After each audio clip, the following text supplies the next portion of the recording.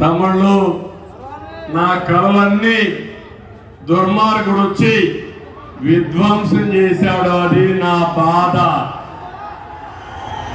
తెలివితేటలంటే ఒక విషయం చూడండి.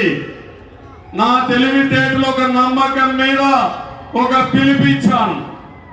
హైదరాబాద్ నగరంలో నాకు గవర్నమెంట్ భూములు వచ్చాయి.